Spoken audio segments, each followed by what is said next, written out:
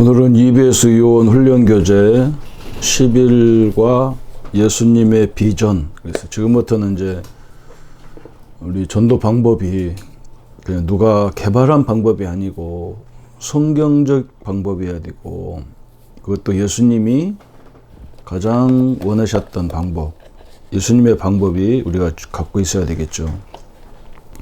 대부분 세상에 나와 있는 전도 방법은 사람이 이렇게 성경 속에 찾아낸 방법들이에요. 또 자기가 열심으로 하다 보니까 자기 나름대로 방법이 나온 걸 가지고 얘기를 하는 거예요. 우리의 방법은 사도행전적인 방법, 그것도 예수님의 제자 세우라는 말씀 명령에 따라서 예수님이 제자를 세우는 그 과정이, 우리가 그 방법을 잘 알면 그 모든 것들이 쉬워지겠죠. 그래서 오늘 10일과부터는 이제 예수님의 방법인데, 첫 번째가 예수님의 비전. 그랬어요. 예수님은 현장과 미래를 보여주셨다. 예수님께서 가지신 비전만 가지면 현장을 바로 보는 눈을 가질 수 있다. 하나님을 어떻게 아느냐에 따라 보는 눈이 달라진다. 그랬어요. 우리가 예수님이 누구냐에 따라서 보는 눈이 달라지고, 하나님이 어떻게 아느냐, 어떻게 하나님 어떤 분인가 아는 따라서 눈이 달라지죠. 그래서 마태복음 본문은 마태복음 28장 16절 10절에 예수님이 모든 족속으로 제자 삼으라. 마태복음 9장 35절부터 38절까지 예수님이 방황하는 사람들을 본 거예요. 그 사람들 보면서 얘기하신 것이 뭐냐면, 추수할 것은 많은데, 전도할 곳은 많은데, 복음이 필요한 사람은 많은데 그걸 전달해 줄 일꾼이 없다는 거예요. 그 예수님이 지금 한탄하는 방법이죠. 그죠? 그래서 본문은 그렇고, 목적은 예수님의 예수님은 방법을 중요시하지 않으시고 비전 훈련, 관점 훈련, 현장 훈련을 중요시하셨다. 이게 굉장히 중요하죠.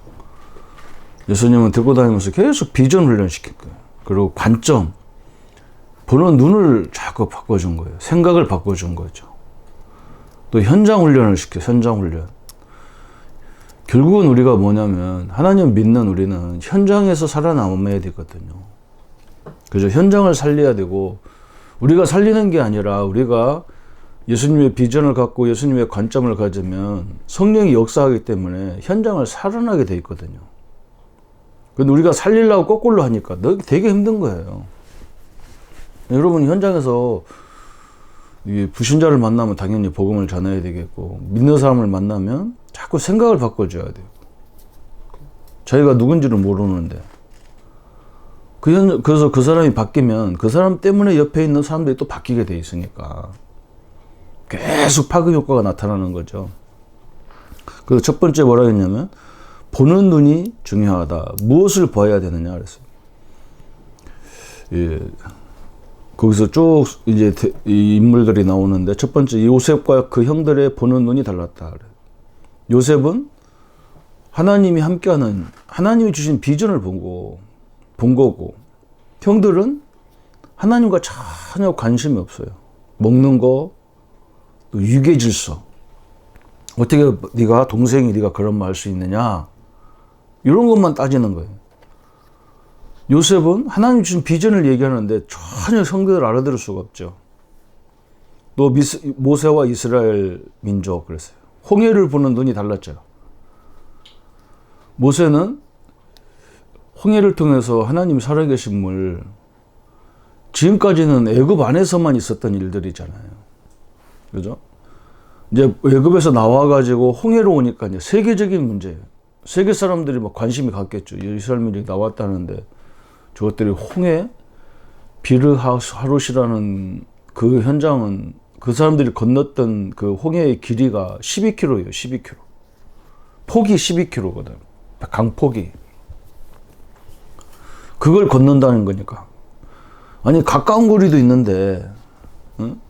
그 폭이 좁은 길도 있는데 하필이면 하나님이 홍해에 제일 폭이 길은 지역으로 보낸 거예요.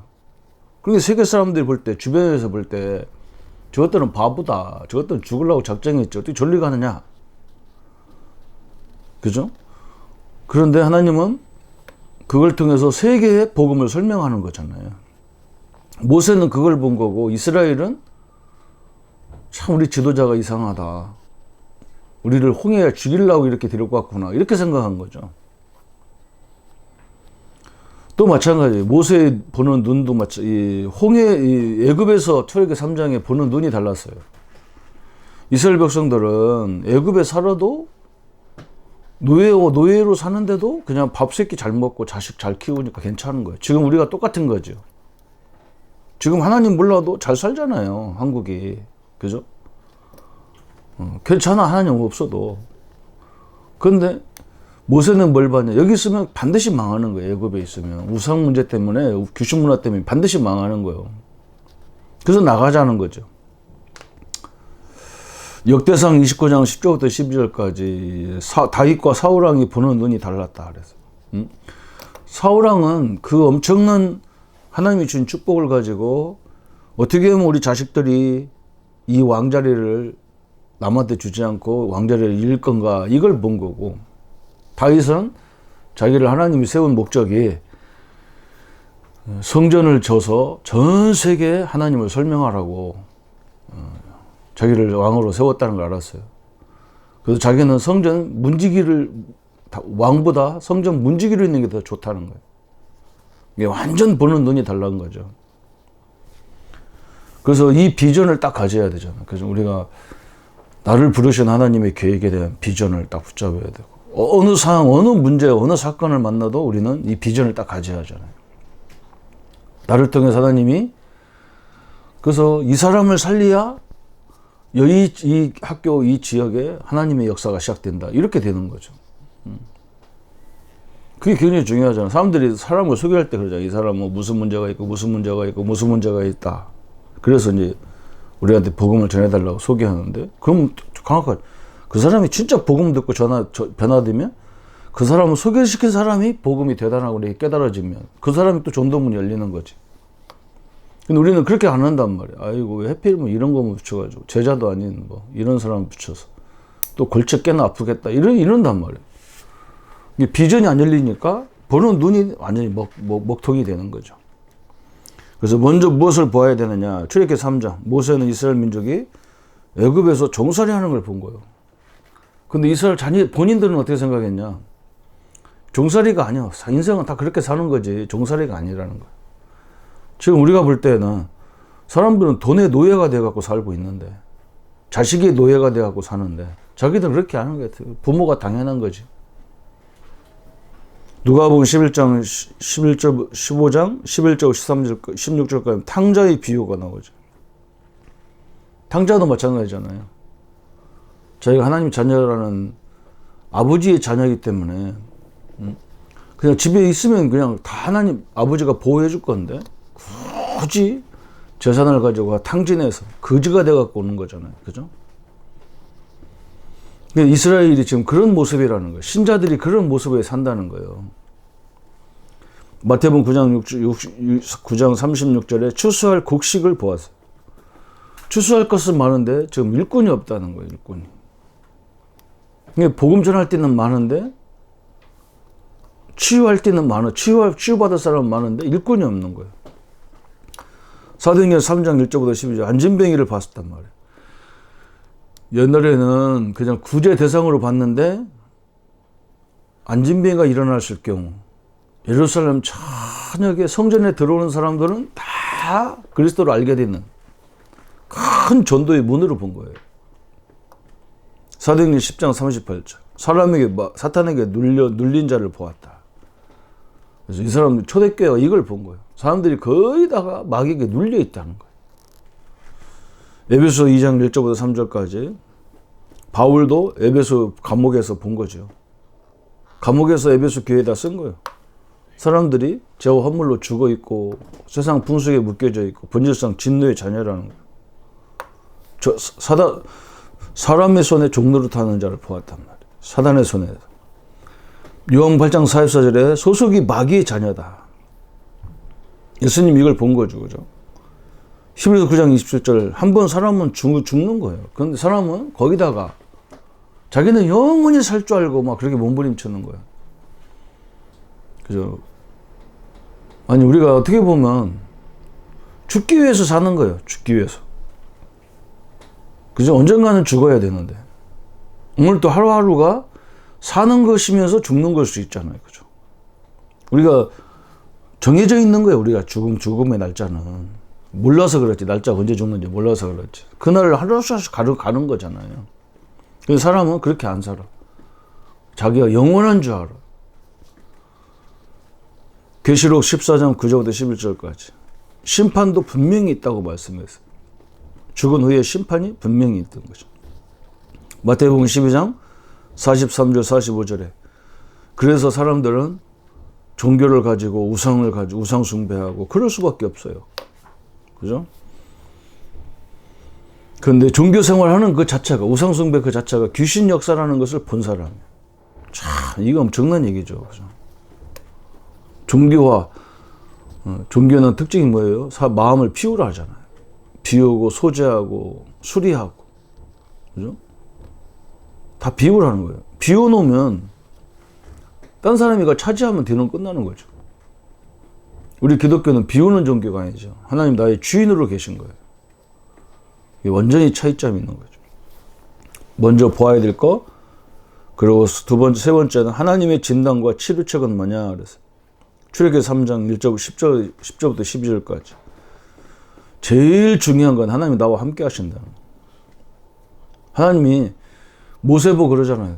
내가 어떻게 출애굽을 합니까? 그럴 때 하나님 내가 너와 함께 하겠다 그랬어요. 출애굽기 3장 14절 15절에 전능하신 하나님이라고 그랬어요. 하나님은 못하시는 것이 하나도 없다는 말이죠. 그래서 하나님 앞에 진짜 맡겨야 돼요.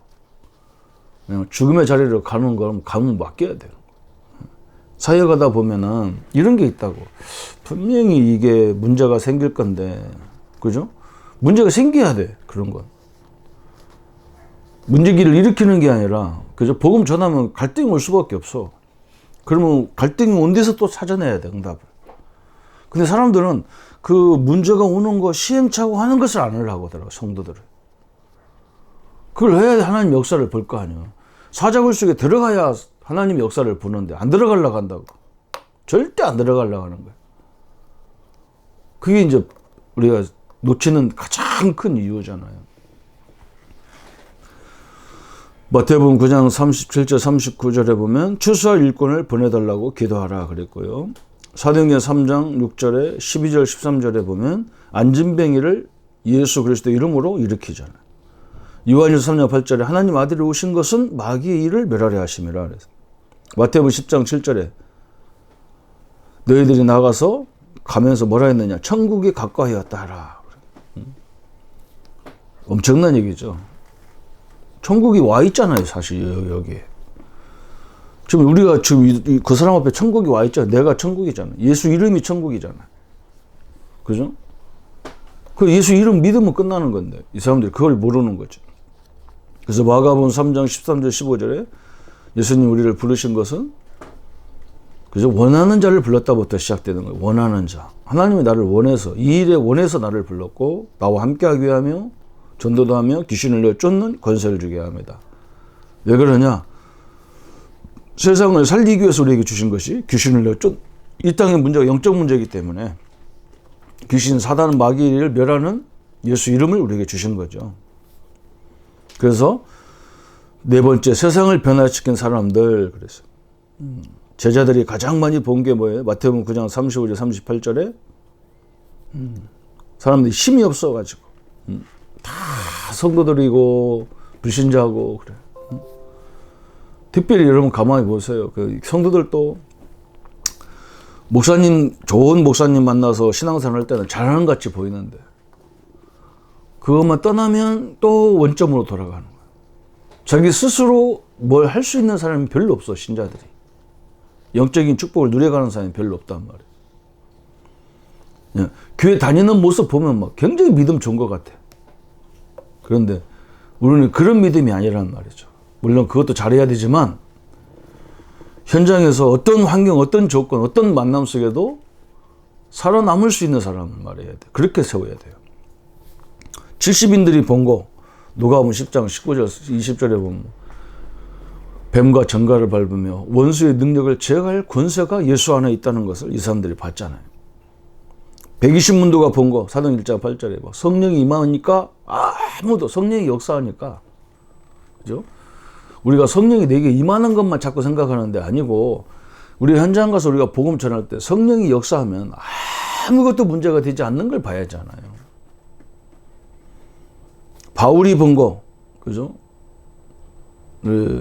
전도를 쭉 하다 보니까 세계를 살리려고 그러면 로마를 살려야 되고 세계를 살리려고 그러면 세계를 지배하고 있는 가이사 황제를 살려야 되는구나. 이걸 본 거예요. 그때 소명이 딱 생긴 거죠. 그래서 우리는 5번째 요원을 키우는 눈이 필요하다. 그랬어요. EBS, TBS, GBS, HBS, 키멤버 이렇게 쭉 얘기했잖아요. 한마디로 말하면 개인적으로 해야 될 사람, 팀으로 해야 될 사람, 그룹으로 인도할 사람, 그죠? 그런 말이에요. 한마디로 말하면.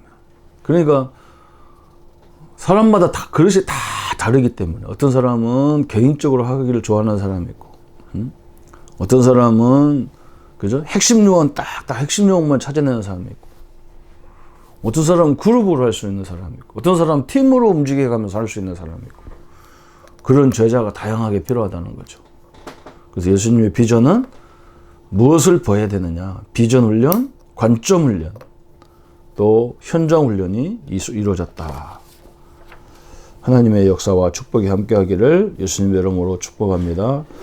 예수님 감사합니다.